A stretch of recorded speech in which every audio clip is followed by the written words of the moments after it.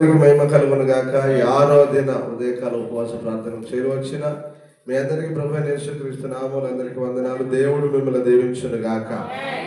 ఆమేన్. బిడ్డలారా, మంచిది. ఉపవాస ప్రార్థనలో మనం ప్రత్యక్ష గుడారముల గురించి నేర్చుకుంటున్నాము. ఇదిగో నాకు ఒక పరిశుద్ధ స్థలమును మీరు ఏర్పాటు చేయండి.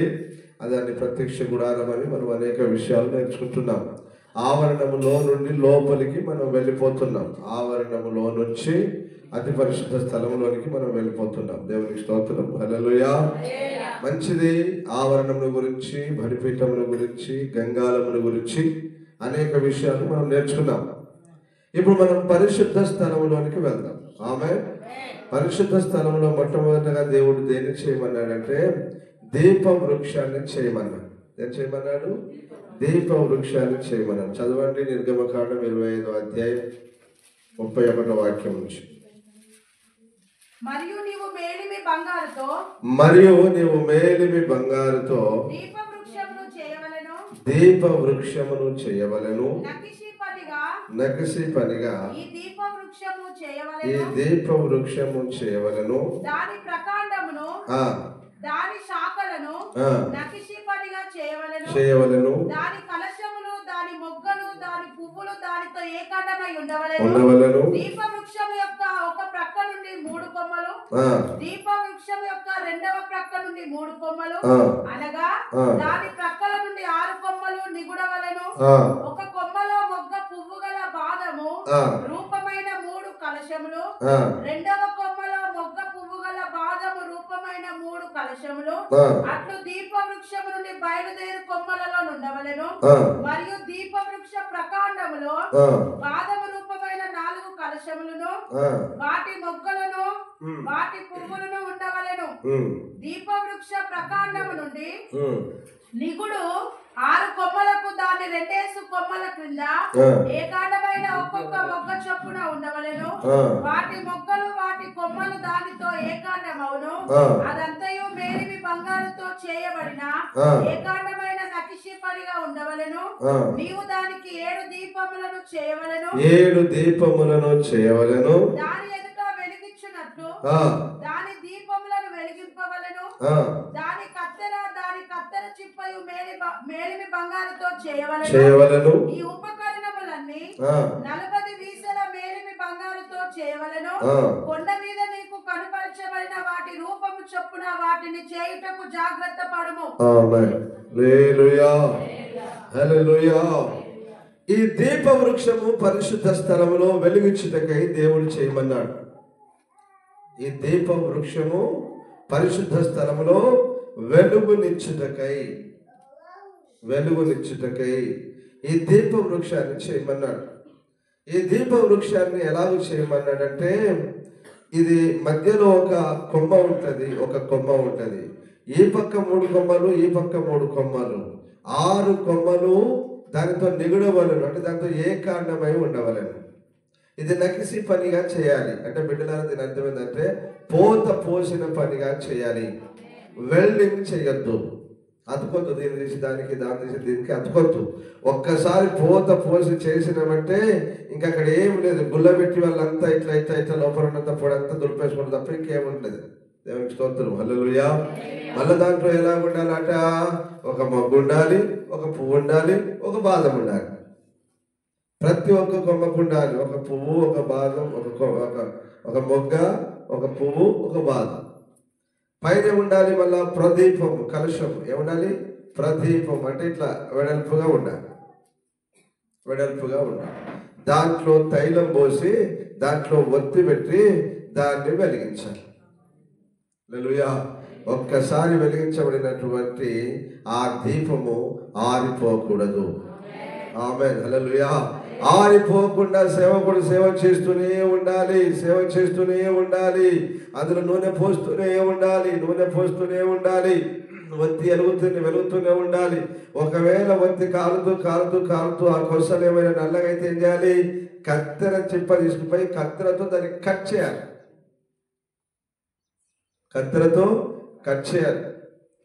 కత్తెర గురించి చెప్పాలి, చిప్ప గురించి చెప్పాలి, ఒత్తి గురించి చెప్పాలి. ఒత్తికి నలుపెక్కిన నలుపేందో చెప్పాలి. అర్థమవుతుందా? నలుపు ఎక్కువైంది అనుకో, దానికైతే అది కట్టింగ్ చేయాలి, తోక కట్ చేయాలి అందరికి. ఈ తోక కట్ చేసే పని ఎవరిది? యాజకుంది. కట్టింగే. ఇన్ని పనులు ఉంటాయి. ఇప్పుడు ఇవన్నీ చెప్పాలంటే కుదరదు కాబట్టి జస్ట్ దీప వృక్షం అంటే ఏంటిది, దీపం అంటే ఏంటిది, వెలుగు అంటే ఏంటిది. ఎవరికి స్తోత్రం. హల్లెలూయా, హల్లెలూయా. ఇవన్నీ ఒక 2 భాగాలుగా చెప్తాను. ఈ పూట కొంచెము, సాయంకాలం కొంచెం చెప్తాను. మంచిదా? దేవునికి స్తోత్రం. హల్లెలూయా. రైట్ బిడ్డలారా, దాని పేరేమన్నాడు? గుర్తుపెట్టుకోవాలి. దాని పేరేమన్నాడు? దీప. మరి చెప్పారు దాని పేరేమన్నాడు? వృక్షం అంటే అర్థం చెప్పన్నారా? చెట్టు. వృక్షం అంటే అర్థం ఏంది నాన్న? చెట్టు. మధ్యలో ఉన్న కొమ్మ ఎవరు నాన్న? మన ప్రభు అయిన యేసుక్రీస్తు. ఈ పక్క 3 కొమ్మలు, ఆ పక్క 3 కొమ్మలు, శాఖలు ఉన్నాయే కొమ్మలు. ఇప్పుడు ఆ కొమ్మలు ఎవరు నాన్న? కన్ఫ్యూజన్. యేసుతో అంటు కట్టబడ్డ వాళ్ళు ఎవరు? యేసుతో అంటు కట్టబడేవారు ఎవరు? మనమే కొమ్మలం. యోహాను సువార్త 15వ అధ్యాయం మొదటి వాక్యం చదవండి కొంచెం ఓపిక. 5 వరకు మళ్ళీ దాన్ని వివరిస్తాను. ఇయాలంతా నేను నిజమైన ద్రాక్ష చెట్టును, నా తండ్రి వ్యవసాయకుడు, ప్రతి తీగను పారవేయును.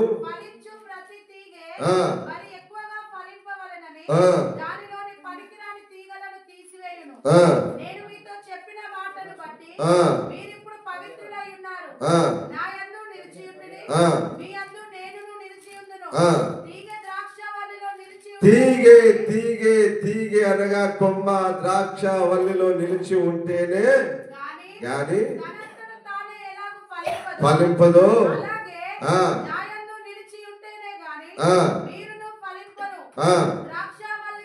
ద్రాక్ష వల్లిని నేను, తీగలు మీరు.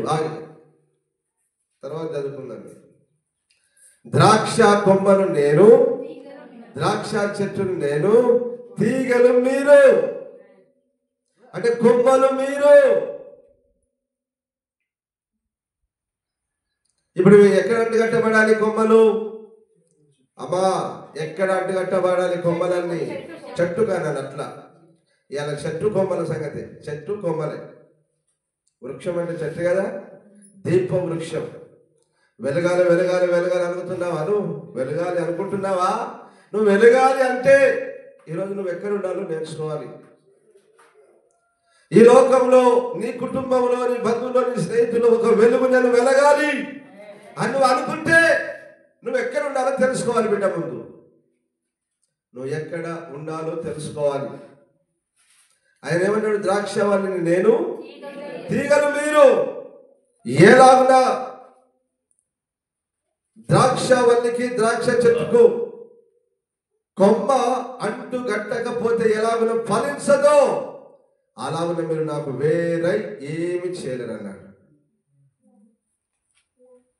ఇప్పుడు ఈ కొమ్మ ఎవరితో అంటుకట్టాలి? ఏ కాండమైపోవాలట. అసలు అద్భుతమైన వాడు తెలుసు మీకు. అక్కడ ఏ కాండమే నగిసి పనిగా, అంటే వెల్డింగ్ లేదు, అతుకు లేదు, ఒక్కడేసారి పోయబడిన పని. అట్లా అయిపోవాలి రా క్రైస్తవులంతా. యేసయ్యలో నుంచి ఒక శాఖ, ఒక కొమ్మగా నువ్వు పుట్టాలి. యేసయ్యలో నుండే అంతగా నువ్వు ఆత్మీయ జీవితంలో ఎదగాలి. దేవునికి స్తోత్రం. హల్లెలూయా. చెట్టు యేసయ్య అయితే కొమ్మలం మనం. అర్థమవుతుందా? చెట్టు మన యేసయ్య అయితే కొమ్మలం మనం. యేసయ్యకు అంటుబట్టబడిన, యేసయ్యకు అంటు కట్టబడిన కొమ్మలం. అంటుకట్టబడిన కొమ్మ ఏమవుతుంది? మామిడి చెట్టు అంటుకట్టడం ఎప్పుడైనా చూసారా మీరు? అంటుకట్టబడిన కొమ్మ బహుగా ఫలిస్తుంది. తెలుసా మీకు? అంటుకట్టబడిన మామిడి కొమ్మే కానీ ఇంకే కొమ్మ కానీ బహుగా ఫలిస్తుంది. అలాగున మనమందరం ఫలించుదుము గాక. హల్లెలూయా, హల్లెలూయా. సహజమైనటువంటి ఒలివ చెట్టుకు, అడవి ఒలివమైన మనము అంటుకట్టబడ్డాం. ఫలించాలి దేవుళ్ళ. దేవునికి స్తోత్రం కలుగును గాక. దీప వృక్షం. వృక్షం అనగా చెట్టు. ఆ చెట్టుకు ఏమున్నాయట? మధ్యలో ఒకటి యేసయ్య చెట్టు అయితే చుట్టుపక్కల ఏమున్నాయి? కొమ్మలు ఏమైనాయి? అంటుకట్టబడ్డాయి.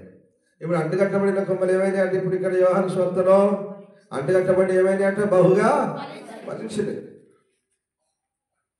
అంటుకట్టబడితేనే ఫలిస్తావు. మరి అంటుకట్టకపోతే చదువు కిందకి ఏమున్నది అక్కడ? ఎవడైనను నా యందు నిలిచి ఉండని యెడల వాడు తీగ వలె బయట ఎవడైనను, ఏ స్త్రీ అయినను, ఏ పురుషుడైనను నా యందు నిలిచి ఉండని ఎడల, నాకు అంటు కట్టబడని ఎడల వాడు తీగ వలె బయట పారవేయబడి ఎండిపోవును. నీ బ్రతుకంత ఏంటిదైనా ఎండిపోవుడే. శాపగ్రస్తమైన స్థితి, శపించబడిన అనుభవాలు. ఎండిపోతావురా నాయనా, ఎండిపోతావు బిడ్డ, ఎండిపోతావు. దరిద్రంలోనికి దిగజారిపోతావు. శాపగ్రస్తమైన స్థితిలోనికి దిగజారిపోతావు. లాస్ట్కి ఏమైంది అట? మనుషులు వాటిని పోగు చేసి అగ్నిలో పారవేతురు. ఇది రెండవ మరణం, ఆరని అగ్ని. ఇప్పుడు నువ్వు ఎక్కడుండాలి మరి బిడ్డలారా? మీరు ఎక్కడుండాలి? ఎక్కడ అంటుకట్టబడాలి నానా? ఈరోజు ఇదే పాఠం మీకు ఆన్సర్ చెప్తూనే ఉండాలి. మీరు ఎక్కడ అంటుకట్టబడాలి? ద్రాక్షవల్లి అయినటువంటి ఎవరైనా యేసయ్యకు అంటుకట్టబడాలి. యేసయ్యకు అంటుకట్టబడడం అంటే అర్థం ఏంటిది? యేసయ్య ఎక్కడుంటే అక్కడికి, యేసయ్య ప్రార్థన ఎక్కడికంటే అక్కడికి, సువార్త కూటాలంటే ఎక్కడికక్కడికి పరిగెత్తాలా, ఇంట్లో పడుకోవాలా? ప్రభువా నన్ను చూస్తున్నాడు నా దేవుడు, నా స్థితి తెలుసు నా దేవునికి, నా పరిస్థితి ఏం తెలుసు? పరిగెత్తరా లేసే దేవుని దగ్గరికి, పరిగెత్తరా దేవుని దగ్గరికి. గుంటూరు పరిగెత్తుకొని వచ్చిందా లేదా? గుంటూరు పరిగెత్తుకొని వస్తేనే కదరా నీకు బాగుపడతావు, ఆశీర్వాదం అని జరిగేది. ఇంట్లో పడుకొని నా స్థితి నా దేవునికి తెలుసు అంటే ఎట్ట అన్ని తెలుసు. మరి నువ్వు పోయే స్థితి కూడా తెలుసు. దేవుని దగ్గరికి పోయే సామర్థ్యం ఆమె ఎవరిగా ఎట్లగామే చెప్పండి. ఆమెకి ఏమొచ్చింది? పక్షవాతం వచ్చింది. పక్షవాతం రోగంతో దేవుని సన్నిధిలోనికి వచ్చింది. మరి నీకే పక్షవాతం వచ్చింది? నీకే పక్షవాతం వచ్చింది. ఇంట్లోని దేవునితో అంటుకట్టబడ్డానండి. ఎంత భ్రమ! నీ బ్రతుకు ఎంత భ్రమ! సైతాను నీ మనోనేత్రాలకు గుడ్డితనం కలుగజేసింది. సైతానిక బేట నీ మనోనేత్రాలకు గుడ్డితనం కలుగజేసింది కనుక ఎక్కడున్నా వాడు ఒకడు తను నడుస్తున్న మార్గము మంచిది అనుకుంటాడు. తుదకు వారికి ఎక్కడ తీసుకుపోతుంది? మరణం, నిత్య నరకం. నీ బతుకేంటి? నిత్య నరకం. కాబట్టి ఇప్పుడు మనం ఏం కావాలన్నా? యేసయ్యతో అంటుకట్టబడిన మొక్క. యేసయ్య ఎక్కడుంటే అక్కడ ఉంటుందా? ఆ యేసయ్య ఆ కొమ్మ దగ్గరికి వస్తాడా? వేరుగా ఉన్న కొమ్మ దగ్గరికి యేసయ్య వచ్చిందా? కొమ్మ యేసయ్యలో ఉండాలా? మరి నీకు ఈ లాజిక్ తెలియకపోయా? నీ బతుకు ఈ లాజిక్ తెలియకపోయా నీకు? కొమ్మలు ఎక్కడ ఉండాలి సార్? చెట్టులో ఉండాలా కొమ్మలు? వేరుగా కొమ్మలు ఉంటే ఈ చెట్టు అక్కడికి వస్తుందా? చెప్పండి. కొమ్మలే చెట్టులో ఉండాలి. ఇప్పుడు ఈ కొమ్మ మంచిది కాదందుకే కదా దాన్ని కట్ చేసి పక్కకు పడేసింది. ఇక అక్కడనే మురుగుతుంది, అక్కడనే ముక్కుతుంది. ఇక ఇప్పుడు ఆ కొమ్మ అనుకుంటుంది నేను యేసయ్యలో నుండే వచ్చిన కదా, నేను యేసయ్య బిడ్డనే కదా అనుకుంటుంది. దీని బతుకు ఏమవుతుంది? దినదినం ఏమవుతుంది దీని బతుకు? యేసయ్య నుండి వేరైన కొమ్మ బతికేంది నాన్న. మరి ఎండిపోవడే. లాస్ట్ దేవదూతలు చేంజ్ చేస్తే పట్టుకొని పోయి ఆరని అగ్నిలో పడిస్తాయి. కాలుగా యుగాలు కాలు. అయ్యో వాడు పిచ్చోడు ఏంటోడు చెప్పి తినకపోతున్నా అని అప్పుడు అనుకుంటాం. ఏం ప్రయోజనం అప్పుడు? దేవునికి స్తోత్రం, హల్లెలూయా. యేసయ్య చెట్టు, కొమ్మలు మీరు. ఎంత మంచిగా అన్నాడు ఆయన. తీగలు ద్రాక్షవల్లిలో నిలిచి ఉంటేనే గాని. ఈ మాటకు అర్థం తెలుసా? అది మళ్ళా మాట చదువుకున్నాడు దొరకబట్టి. తీగలు మీరు, ఎవడు నా యందు నిలిచి ఉండునో, నేను ఎవరి యందు నిలిచి ఉండునో అది వాడు ఏమైతాడు? వాడు బహుగా ఫలించును. చదువు మళ్ళీ, అదే కంటిన్యూ కిందికి. అది ఇప్పుడు అనుకుంటున్నారు, వేరు లేరు అనుకుంటున్నారు. సార్ ఇంట్లో ఉన్న వాళ్ళందరూ మరి దేవుని నమ్ముకున్న వాళ్ళు, ఇంట్లో ఉన్న వాళ్ళందరూ వాళ్ళు పరలోకం పోతారా? ఒక నువ్వు కాదు బ్రదర్ సిస్టర్, అయ్యా అమ్మ, ఒక నువ్వు కాదు, నీలాగా ప్రపంచంలో అనేక మంది దేవుని నమ్ముకున్నారు. వారు తమ ఇళ్లలోనే ఉంటున్నారు. తీరినప్పుడు దేవుని మందిరానికి, క్రిస్మస్కో, గుడ్ ఫ్రైడేకో, ఈస్టర్కో దేవుని మందిరానికి వెళ్తారు. ఇప్పుడు మీరందరూ పరలోకం పోతారా? వీరందరూ ఫలాలు ఫలిస్తారా? వాళ్ళకి నీకేం తేడా చెప్పు. మరి నువ్వు ఇంటనే ఉన్నావు, వాళ్ళు ఇంటనే ఉన్నారు. మేము కూడా క్రైస్తవులమే అండి, మేము దేవుని బిడ్డలమే అంటే అంటున్నారు వాళ్ళు కూడా. ఇప్పుడు ఏమంటున్నాడు? నేను వేరు లేను. నేను ఎందుకు వేరైనా? గుడికి పోకపోయినా నేను వేరులే, అంటుకట్టబడే ఉన్నా. గుడికి పోని నువ్వు అంటే ఎట్లా అంటుకట్టబడతావురా? అరే తెలివిదా కూడా. యేసయ్య చెట్టు, యేసయ్య ఎక్కడ ఉంటాడు? ఆయన మందిరంలో ఆయన నిలబడి ఉంటాడు. సరే మందిరం కాకపోయినా 10 మంది ఊడి ఎక్కడో అక్కడ ఊడి ఆరాధన చేసే కాడికైనా అక్కడికి వస్తాడు. మరి నువ్వు అక్కడికి పోతే, ఇక్కడికి రాకపోతే, నువ్వు ఒక్కరివే ఇంట్లో పడుకొని నేను యేసయ్యతో అంటుకట్టబడ్డానంటే ఎట్లయితావు? ఈ చిన్న లాజిక్ మిస్ అయితే ఎట్లా ప్రజలందరూ? ఈ చిన్న లాజిక్ మిస్ అయితే ఎట్లా సార్? మీరంతా మీరు వేరైన సార్, క్రీస్తులోంచి తొలగిపోయినరు. కొమ్మ కట్ అయిపోయింది. నీ కొమ్మ కట్ అయిపోయింది. నువ్వు కొమ్మవు కదా, నీ కొమ్మ కట్ అయిపోయింది. యేసయ్యలో ఉంటే ఏమైతే తెలుసా? జీవం పాస్ అయింది. ఆమేన్, హల్లెలూయా. యేసయ్యలో ఉంటేనే జీవం పాస్ అయింది, పచ్చగా ఉంటావు. నువ్వు కట్ట ఇంట్లో పడుకుంటే జీవం పాస్ కాదు, ఎండిపోతావు. నీ బ్రతుకు ఎండిన స్థితి, అస్తవ్యస్తం. లాస్ట్ నీ బ్రతుకు నిత్య నరకం. రాసి పెట్టుకో, చదువుకో, మళ్ళా 10 సార్లు చదువు. ఒక్కొక్క లైన్ కాడ ఆగి 10 సార్లు ఆలోచించు. ఒక్కొక్క లైన్ చదువు, ఆగు. ఏమంటున్నాడు ప్రభు? వేరంటున్నాడు, అంటుకట్టబడలేదు అంటున్నాడు, ఏర్పాటిస్తానని అంటున్నాడు, ఎండిన స్థితి అంటున్నాడు. ఇట్లా ఆలోచన చేయి. అట్లని దేవుని మందిరంలోకి వచ్చిన వారందరూ జీవం పాస్ అయిద్దా? అట్లని మరి దేవుని మందిరానికి వచ్చిన వాళ్ళందరికీ జీవం పాస్ అయిద్దా? వస్తే అశ్రద్ధ కూర్చుంటుంది, నీకు సోయి లేదు, సొక్కి లేదు, నువ్వు మనుషులకు కూడా ప్రవర్తించవు. దేవుని మందిరానికి వచ్చిన నువ్వు దేని వినాలి? పిల్లలతో గిల్లుకుంటా ఆట ఆడుకుంటుంటావా? సోయి లేదు, నీకు సొక్కి లేదు. దేవుని వాక్యం సేవకుల ద్వారా దేవుడు ఏం మాట్లాడుతున్నాడు, ఏమంటున్నాడు, మమ్మల్ని ఎట్లా బ్రతుకోమంటున్నాడు, మా బతుకులు ఎట్లా మార్చుకోమంటున్నాడు, ఆలోచన లేకపోతే ఎట్లా? వాళ్ళు కూడా వేరేనంటే అర్థమవుతుందా? హల్లెలూయా. దేవుని మందిరానికి రావడం ఎంత ప్రాముఖ్యమో, దేవుని ఆరాధనలో పాలు పొందడం, ప్రార్థనలో పాలు పొందడం, వాక్యాన్ని శ్రద్ధగా వినడం, వాక్యాన్ని హృదయంలోకి చేర్చుకోవడం అంతే ప్రాముఖ్యం. హల్లెలూయా. అశ్రద్ధగా దేవుని సన్నిధిలో ఉండద్దు.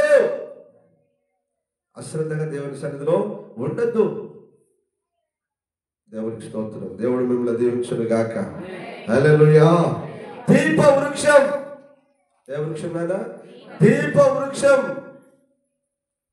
కింద ఏం చేయాలా? ఒక బేస్, మధ్యలో ఏం చేయాలి? ఒక ప్రకాండం చేయాలి. అంతెత్తు ప్రకాండం చేయాలి. ఈ పక్క 3 శాఖలు అక్కడ ఉంది కదా. ఎక్కడ ఉంది దీపవృక్షం? ఇగో ఇక్కడ కనబడుతుంది కదా దీపవృక్షం. ఈ పక్క 3 శాఖలు, ఈ పక్క 3 శాఖలు, ఆ పక్క 3 శాఖలు. ఇప్పుడు ఇది నిర్జీవమైందే. దేంతో చేయబడింది? ఇది బంగారంతో చేయబడింది. బంగారంతో చేయబడింది. పైన అది ఒక కలశం అంటే ఇట్లుంటుంది కదా. ఆ కలశంలో ఏం పోయాలి? నూనె పోయాలి. ఇప్పుడు దాంట్లో ఏం పెట్టాలి? వత్తి పెట్టాలి. ఇప్పుడు ఆ వత్తిని ఏం చేయాలి? ఒకసారి అట్లా అంటించేయాలండి. ఇక దారిపోకుండా అలాగనే కొనసాగింది. దేవునికి స్తోత్రం. హల్లెలూయా. హల్లెలూయా. దాని దేనికి సూచన అంటే ఒక వృక్షానికి సూచనగా చెప్పాడు. దీప వృక్షం అన్నాడు. ఏమన్నాడా? దీప వృక్షం. మీరు దీప వృక్షం అనగా చెట్టు గురించి నేర్చుకోండి. ఆ తర్వాత ఆ వెలుగు గురించి చెప్తాను సాయంకాలం. కంటిన్యూ చేయడానికి ఏమున్నాయి అక్కడ? నాయందు మీరును మీ యందు ఏముండాలట? నా మాటలను నిలిచి ఉండిన ఎడల మీకేది ఇష్టమో అడుగుడి,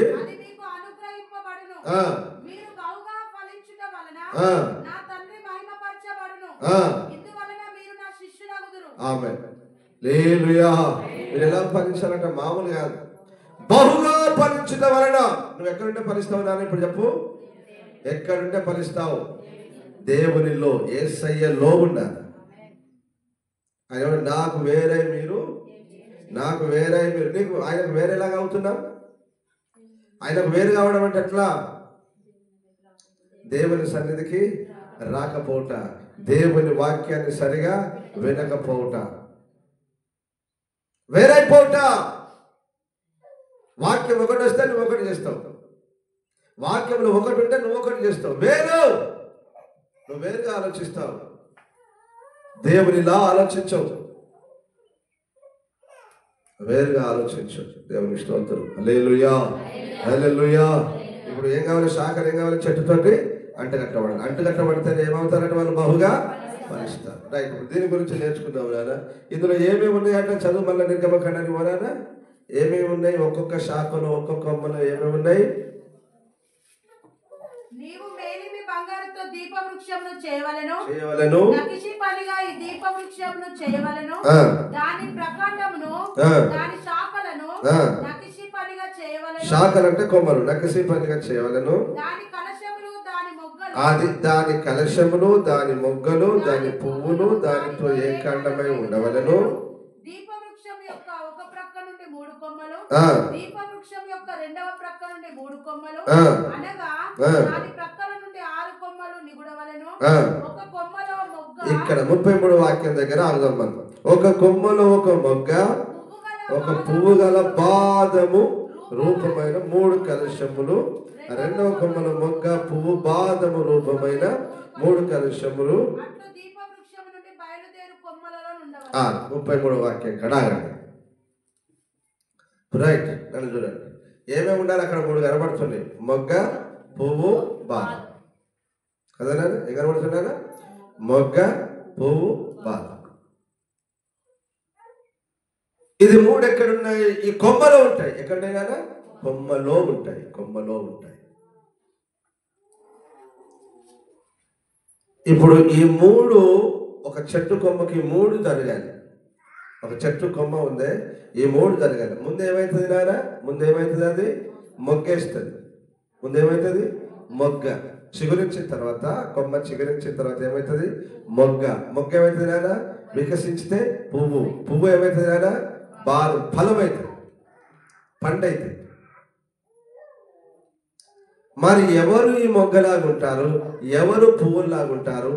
ఎవరు ఫలిస్తారు? ఇవి కొంచెం నేర్చుకుందాం, ఓకేనా? ఇప్పుడు చదువు కీర్తన గ్రంథం 92:13, 12. నీతిమంతులు ఖర్జూర వృక్షము వలె మొగ్గ వేయుదురు. మొవ్వ అంటే మొగ్గ వేయుదురు. వారు ఎదుగుదురు. యెహోవా మందిరములో నాటబడిన వారై. అందరూ ఆమె చెప్పండి గట్టిగా. ఎక్కడుండాలి బిడ్డ? అరే నీకు ఇన్ని వాక్యాలు ఉన్నాయి, ఒక్క వాక్యాన్ని చూపెట్టి దేవునికి వేరై, దేవుని మందిరానికి పోకుండా ఆశీర్వదింపబడిన వాడు, దేవుని మందిరానికి పోకుండా పరలోకం పోయిన వాడు ఒక్కరిని చూపెట్టు. వర్ధిల్లేవారిని చూపెట్టు దేవుని వాక్యానుసారంగా. అరే అందరూ వర్ధిల్లుతున్నారు లోకంలో. అన్యులు దేవుని నమ్మని వాడు కూడా వర్ధిల్లుతాడు, అది వేరు మంది. వాడు భక్తిహీనుడు. మరి నువ్వు భక్తిహీనువేనా? నువ్వు భక్తిహీనురాలవేనా నువ్వు? క్రైస్తవులారా, నేను మీ అందరికి దయచేసి ఒకటే మాట చెప్తున్నాను బిడ్డలారా, దేవుని మందిరాన్ని విడవకండి, దేవుని సన్నిధిని విడవకండి. ఆమేన్, హల్లెలూయా.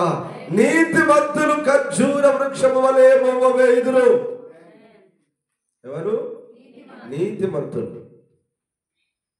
దేవుని యందు విశ్వాసం ఉంచి ఆజ్ఞలను అనుసరించి జీవించిన వారు, క్రీస్తు రక్తం చేత కడగబడిన వారు, దేవుని ఆత్మ చేత కడగబడిన నీతిమంతులు, క్రియల వలన నీతిమంతులని తీర్పు పొందిన నీతిమంతులు. ఖర్జూర వృక్షం వలె మొవ్వ. ఖర్జూర వృక్షం చూసారు ఎప్పుడన్నా మీరు? ఈత చెట్టులాగా ఉంటుంది కదా, చుట్టూ ఎట్లుంటాయి కదా దాని చుట్టూ. ఈత చెట్టు కొమ్మలు, ఈత చెట్టు, ఈత పళ్ళు ఎప్పుడు చూసారు ఎప్పుడన్నా మీరు? అలాగనే ఉంటుంది ఖర్జూర వృక్షం, ఇంత పెద్దగా ఉంటుంది. కాకపోతే ఎట్లుంటే చుట్టూ గొలలు గొలలు, గుత్తులు గుత్తులుగా ఉంటాయి. దేవుడు ఎందుకు ఆ మాట పెట్టాడంటే నీతిమంతులు ఖర్జూర వృక్షం వల్ల మొగ్గ వేస్తారు. లెబనోను మీద దేవదారు వల్ల ఎదుగుతారు పైకి. ఆమేన్, హల్లెలూయా. ఎవరు మీరు? నీతిమంతులు. ఎక్కడుంటే అది ఎక్కడ ఉంటే అన్నకాడ దేవుని మందిరంలో ఉంటాను. ఎవరు వీరు అంటే నీతిమంతులు, క్రీస్తు రక్తము చేత కడగబడిన నీతిమంతులు. ఆమేన్. యేసయ్యకు అంటుగట్టబడిన నీతిమంతులు, నిత్యము దేవుని మందిరంలో ఉండి దేవుని సేవిస్తూ దేవునికి అంటుగట్టబడి దేవుని ఆరాధిస్తున్న నీతిమంతులు. మందిరాన్ని ఎగ్గొట్టి తిరుగుతావు దొంగ, నువ్వు నీతిమంతురాలువా? నువ్వు దొంగవు. నువ్వు దొంగవు. దేవుని సన్నిధిని దేవుని మందిరాన్ని ఎగ్గొట్టి తిరిగే వాళ్ళంతా దొంగలు. నువ్వు ఫలించాలంటే, నువ్వు మొగ వేయాలంటే, నువ్వు ఆశీర్వదింపబడాలంటే, నువ్వు ఎదగాలంటే, నువ్వు అభివృద్ధి చెందాలంటే నువ్వు దేవుని మందిరంలో దేవుని సన్నిధిలో దేవునితో అంటుకట్టబడి ఉండాలి. నీతిమంతులు ఖర్జూర వృక్షం వలె మొవ్వ వేదురు, లెబనోను మీది దేవదారు వృక్షం వలె ఎదుగుదురు. ఆమెన్. నీతిమంతులు అందరూ అలాగున మొవ్వ వేదురుగాక, అలాగున ఎదుగుదురుగాక, మన దేవుని మందిరంలో వారు వర్ధిల్లుదురుగాక. హల్లెలూయా. గుత్తులుగా మొవ్వ వేయాలి. నీతిమంతులు వేయాలి నాన్న. నిజంగా నేను చెప్తున్నాను, యథార్థంగా నేను ఎలాగునా నా పిల్లలు కావాలని కోరుకుంటాను. అది శాపగ్రస్తులు కావాలని ఏ సేవకుడు కోరుకుంటాడు? సార్, మీరు ఆశీర్వాదకరంగా ఉంటేనే కదా రా దేవుని పరిచర్యకు ఖర్చు చేసేది, దేవుని సేవకు ఇచ్చేది. మీరు ఆశీర్వాదకరంగా ఉంటేనే కదా. ఆశీర్వాదకరంగా లేకపోతే ఏం సేవ అది కదా నాన్న? నేను ఒకటే కోరుకుంటున్నాను బిడ్డలారా, మొదటగా మీరు నీతిమంతులుగా మార్చబడండి. ఆమేన్. దేవుని మందిరాన్ని విడవద్దు. మీరు కొమ్మలు కనుక యేసయ్యతో చెట్టు అయినటువంటి యేసయ్యతో ఏ కాండమై అంటు గట్టబడి ఉండాలి. ఖచ్చితంగా మీరు మొవ్వ వేస్తారు. ఆమేన్, హల్లెలూయా, హల్లెలూయా. రైట్. రెండవది పువ్వులు. పరమగీతం తీయండి. 2వ అధ్యాయం 11-12 2 వాక్యాలు. నా ప్రియురాల సుందరవతి లెమ్ము రమ్ము. చలికాలము గడిచిపోయేది. చలికాలం గడిచిపోయింది నానా. వర్షకాలము తీరిపోయింది. వర్షమిక రాదు. దేశమంతటా పువ్వులు పూసి ఉన్నవి. ఎక్కడ దేశమంతట పూలు పూసి ఉన్నవి. పిట్టలు కోలాహలము చేయు కాలము వచ్చెను. పావుర స్వరము మన దేశములో మన సంఘములో వినబడును గాక. హల్లెలూయా. చదువురాడ. పావుర స్వరము వినబడుచున్నది. అంజూరపు కాయలు పక్వమగుచున్నవి. ద్రాక్ష చెట్లు పూత పట్టి సువాసన నిచ్చుచున్నవి. నా ప్రియురాల సుందరవతి లెమ్ము రమ్ము. బండ సందులలో ఎగురు నా పావురమా. 11-12 2 వాక్యాల్లో మనం గమనించినట్లయితే, నా ప్రియురాల లెమ్ము రమ్ము. చలికాలం పోయింది, వర్షాకాలం పోయింది, పిట్టలు కోలాహలం చేస్తున్నాయి, పావుర స్వరము వినబడుతుంది. ఇప్పుడు చెట్లు ఏమైనాయట నాన్న? పూత పట్టినవి. ఏ చెట్లవి? ద్రాక్ష చెట్లు ఏమైనవి? పూత పట్టినవి. హల్లెలూయా. ద్రాక్ష చెట్లు పూత పట్టినవి. ద్రాక్ష చెట్లు ఏమైనవి? పూత పట్టినవి. ఇప్పుడు ద్రాక్ష చెట్టు ఏం చేయాలైనా? చిగురించాలి, మొగ్గ వేయాలి. ఇప్పుడు ఏం కావాలి? పూత పట్టాలి. అంటే దీని అర్థమైంది, ఆత్మీయ జీవితంలో చెట్టు చిగురించింది. ఓకే. ఎక్కడది? ద్రాక్ష చెట్టులో ఉన్నది. వల్లి అంటే తీగ. ఎక్కడున్నది ఇది? ద్రాక్ష చెట్టులో ఉన్నది కాబట్టి చిగురించింది. రెండవది ఏం చేసింది? మొగ్గ వేసింది. మూడవది ఇప్పుడు ఏం చేస్తున్నది? పుష్పించింది. మూడవది ఏం చేసినారు? దీని పని పుష్పించాలి, మొగ్గ వికసించాలి. మొగ్గగానే ఉండరాదు. మొగ్గగానే ఉండరాదు. క్రైస్తవుడు పాలు తాగే భక్తిలోనే ఉండరాదు. దేవుని ఆహారమైన వాక్యమును భుజించే వ్యక్తిగా ఉండాలి.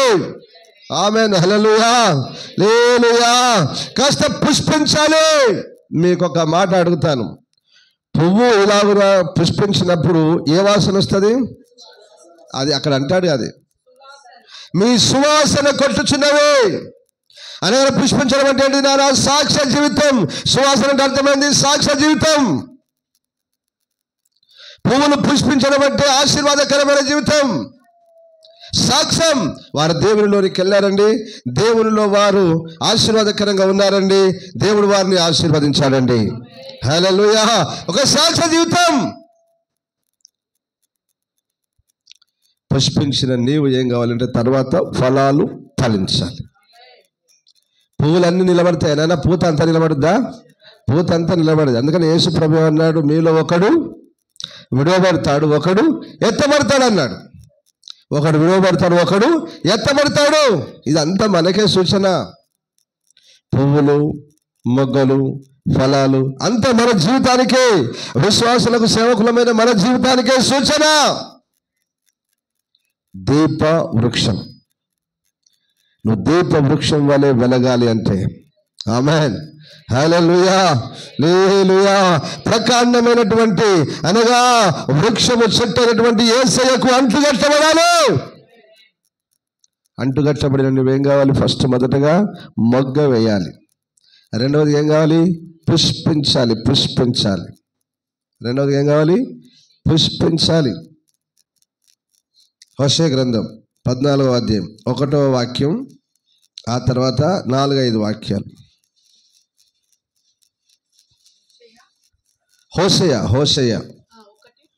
14వ అధ్యాయం 1వ వాక్యం, ఆ తర్వాత 4-5 వాక్యాలు. ఇశ్రాయేలు నీ పాపము చేత ఎవరు పుష్పిస్తారో చెప్తున్నాడు ఇక్కడ. ఎవరు పుష్పిస్తారో ఇక్కడ చెప్తున్నాడు. ఇశ్రాయేలు నీ పాపముల చేత నీవు కూలితివి గనుక నీ దేవుడైన యెహోవా తట్టుకు తిరుగుము.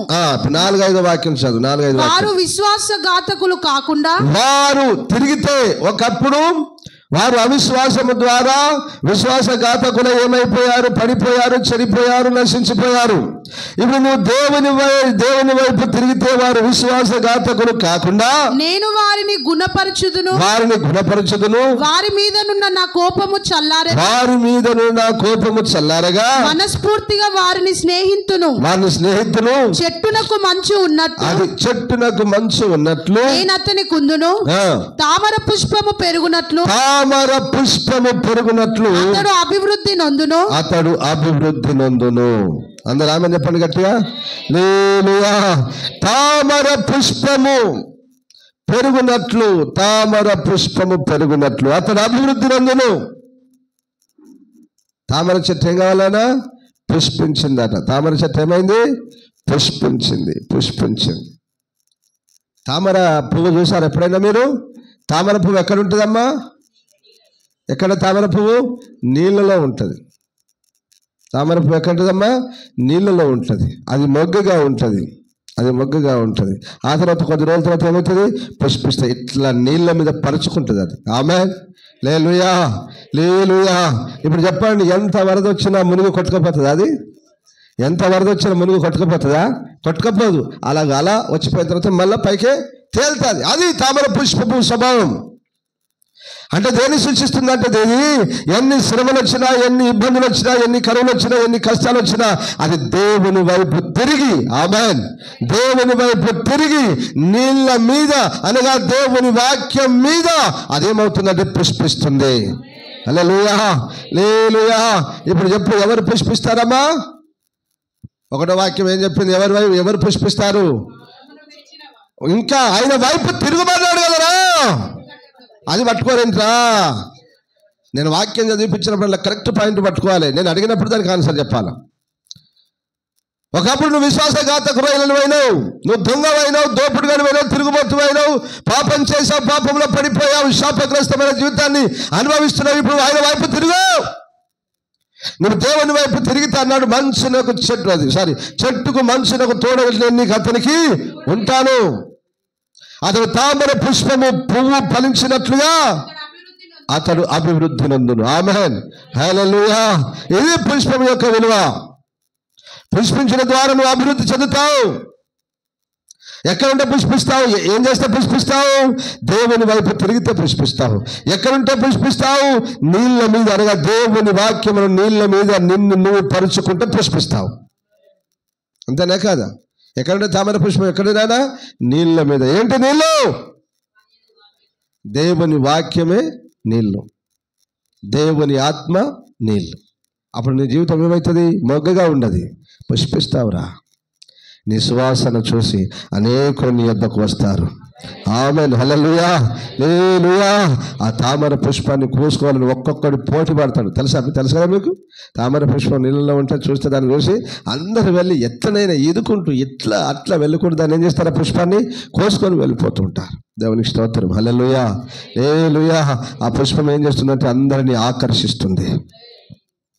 పుష్పం ఏం చేస్తుంది? అందరినీ ఆకర్షిస్తుంది.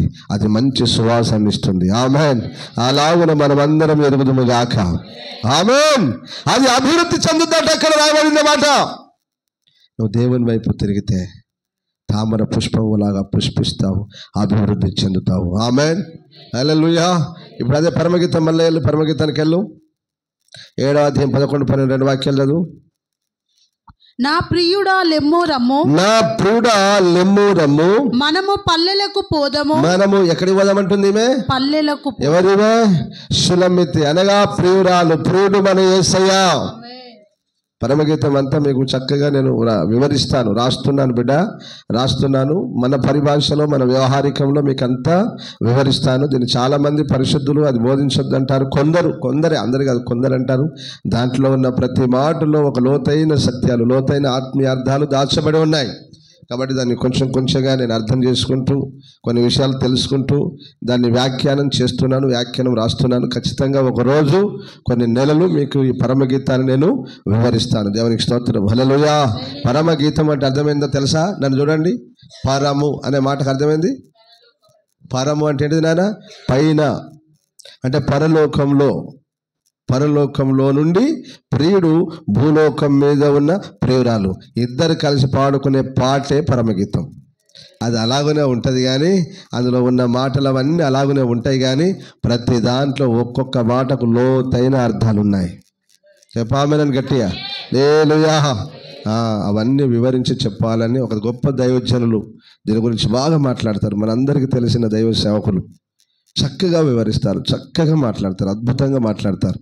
మనందరికీ తెలిసిన దైవజనులు, మన ప్రాంతంలో ఎక్కువగా వాడబడుతున్న దైవజనులు చాలామంది ఉన్నారు. కానీ ఒక సేవకులు ఉన్నారు, మంచిగా మాట్లాడుతూ ఉంటారు, చక్కగా వివరిస్తూ ఉంటారు. దేవునికి స్తోత్రం, హల్లెలూయా. మంచిది బిడ్డలారా, దేవుడు వారిని ఇంకా బలంగా వాడుకొనును గాక. ఆమేన్. ఆయన పరమగీతం ఎత్తిందంటే ఆ రోజు అసలు అద్భుతమైన ప్రసంగ శైలి, అద్భుతంగా ప్రజలతో మాట్లాడతారు, దేవుడు మాట్లాడతాడు. మంచిది, దేవునికి స్తోత్రం. ఇదంతా మనం తర్వాత రానున్న దినాల్లో నేర్చుకుందాం బిడ్డలారా. మనకి ఇచ్చిన కృపను బట్టి మనం నేర్చుకుందాం. రైట్, ఇప్పుడు చదువునాను 7, 11, 12. నా ప్రియుడా లెమ్ము రమ్ము, మనము పల్లెలకు పోదము. ఎక్కడికి పోదాం? మనము పల్లెలకు పోదాము, గ్రామసీమలో నివసించుదాము. ఎందలకడ లేచి ద్రాక్షవనములకు పోదము. ద్రాక్షవల్లులు చిగురించెనో లేదో, అది ద్రాక్షవల్లులు చిగురించెనో లేదో, వాటి పువ్వులు వికసించెనో లేదో, దాడిమ చెట్టు పూత పట్టెనో లేదో, దానిమ్మ చెట్లు పూత పట్టెనో లేదో, చూతము రమ్ము, అచ్చటనే నా ప్రేమ సూచనలు నీకు చూపెదను. ఆమెను చెప్పు గట్టిగా. పాపం అర్థం కాలేదు బిడ్డ మీకు. ఏమంటుంది ప్రియురాలు? ఏమంటుంది? ప్రియుడా మనం వెళ్దాంరా, ఉదయకాలంలో పెందరకన్నలే పొద్దున్నే లేచి వెళ్ళిపోదాం. మనం ఎక్కడికమ్మా? గ్రామసీమలకు వెళ్దాం, గ్రామాలకు వెళ్దాం, పల్లెటూళ్ళకు వెళ్దాం. వెళ్ళి అక్కడ ఉన్నాయే, ఏ చెట్లు ఉన్నాయి అక్కడ? ద్రాక్ష తోటలు, దానిమ్మ తోటలు ఉన్నాయి కదా, అవి చిగురించినో లేదో చూద్దాం. ఏం చూద్దామంటుంది? చిగురించినయో లేదో చూద్దాం, అవి పుష్పించినయో లేదో చూద్దాం. హల్లెలూయా. అవి పూత పట్టినయో లేదో చూద్దాం. చూసిన తర్వాత అక్కడనే నా ప్రేమ సూచనలు నీకు తెలియజేస్తాను అంటుంది. ఆమేన్. హల్లెలూయా. హల్లెలూయా. నా ప్రేమను నీకు తెలియజేస్తాను. రా వెళ్దాం అక్కడికి, ప్రియుడా రా వెళ్దాం అక్కడికి అని ప్రేమగా మాట్లాడుతుంది. హల్లెలూయా. హల్లెలూయా. ఇలాంటి ప్రియురాళ్ళు కావాలి యేసయ్యకు. ఎక్కడికి వెళ్ళి సేవ చేసే ప్రియురాళ్ళు? ఎక్కడికి వెళ్ళి? పల్లెటూళ్ళకు వెళ్ళి సేవ చేసే ప్రియురాళ్ళు కావాలి. నేను వచ్చినట్లనే, నేను అలాగనే వచ్చిన, నేను సిటీ హైదరాబాదులోనే ఉండి నేర్చుకున్నది సేవ అక్కడే చేస్తున్న సమయంలో ప్రభా పల్లెటూళ్ళకు వెళ్దాం రండి, అక్కడనే నా ప్రేమ సూచనలు నీకు చూపుతాను రా అని తీసుకొని వచ్చా. దేవునికి స్తోత్రం. హల్లెలూయా. హల్లెలూయా. ఆ ద్రాక్ష తోటలు చిగురించినయో లేదో, పూత పట్టినయో లేదో, పుష్పించినయో లేదో చూద్దాం రా. ఇంకా మొగ్గగానే ఉన్నాయా? పుష్పించాయా? సువాసన ఇస్తున్నాయా? దుర్వాసన ఇస్తున్నాయా? చూద్దాం రాయా. చాలా మంది, చాలా చెట్లు, చాలా కొమ్మలు సువాసన ఇవ్వడం లేదు.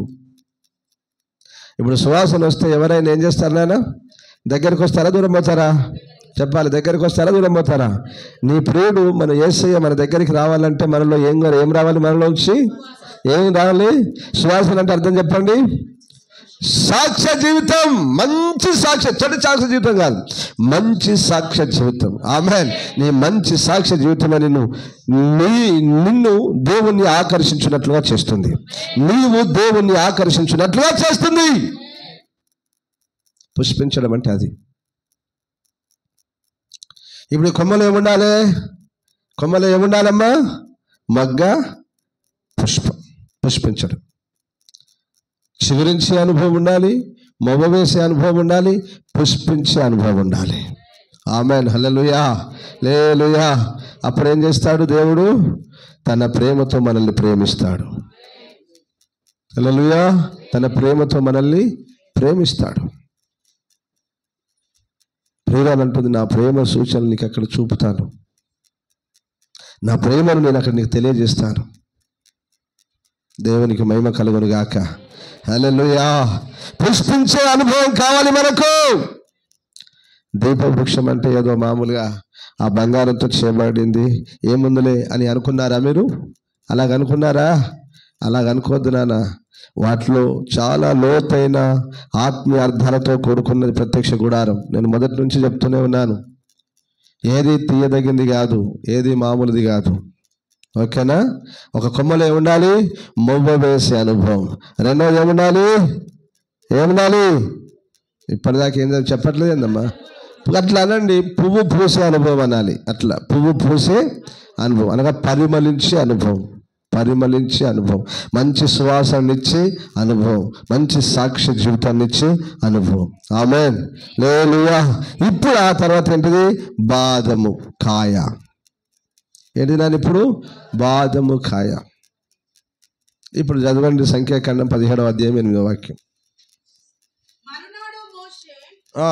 మరునాడు మోషే సాక్ష్యపు గుడారంలోనికి వెళ్లి చూడగా లేవి కుటుంబపుదైన అహరోను కర్ర చిగిర్చి ఉండెను. అది చిగిర్చి, చూడండి బిడ్డ, అది చిగురించి పువ్వులు పూసి బాదము పండ్లు గలదాయను. చెప్పండి గట్టిగా. బాదము పండ్లు గలదాయను. ఏం చేయాలి? 3 అనుభవాలు చెప్తున్నాను కదా నాన్న. ఏంటి నాన్న? ఒకటి చిగురించే అనుభవం, అంటే మొగ్గ వేసే అనుభవం. 2 పుష్పించే అనుభవం. 3 ఏంటి నాన్న? కాయలు కాసే అనుభవం, అనగా ఫలభరితమైన జీవితం. చెప్పగట్టి ఆమెనని. నేను మొగవేయడం ఎంత ప్రాముఖ్యమో పుష్పించడం అంతే ప్రాముఖ్యం. పుష్పించడం ఎంత ప్రాముఖ్యమో కాయలు కాయడం కూడా అంతే ప్రాముఖ్యం. ఒక కొమ్మకి అనుభవాలు ఉండాలి. ఈ కొమ్మ ఎలాగున బొమ్మ వేస్తుంది, ఎలాగున పుష్పిస్తుంది, ఎలాగున బాదం కళ్ళు, బాదము పళ్ళు, బాదము కాయలు కలిగింది అవుతుంది అంటే ఎక్కడుంటాయి ఇది యేసయ్యతో అంటుకట్టమని ఉంటే, ఇప్పుడు ఇది ఎక్కడుంది రానా? అహరోను కర్ర ఎక్కడుంది రానా? అహరోను కర్ర మందసము ఎదుట,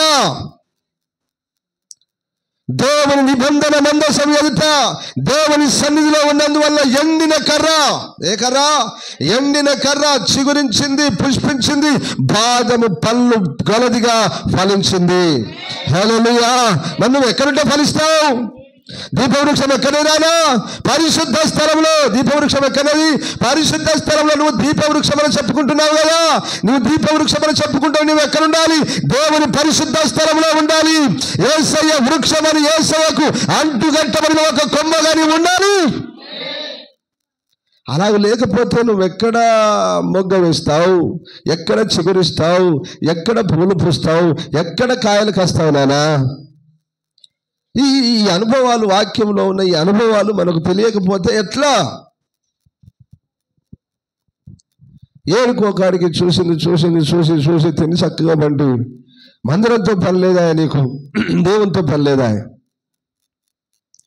నీలాగానే అందరూ అనుకుంటే క్రైస్తవులందరూ, క్రైస్తవ సంఘాలు ఉండునా? ఈరోజు పాస్టర్లు ఉందిరా, మందిరాలు ఉండునా నాన్న? నువ్వు జూమ్లో చూస్తున్నావు కదా, జూమ్లో చూస్తున్న పాస్టర్ ఎక్కడ నుండి చెప్తున్నాడు?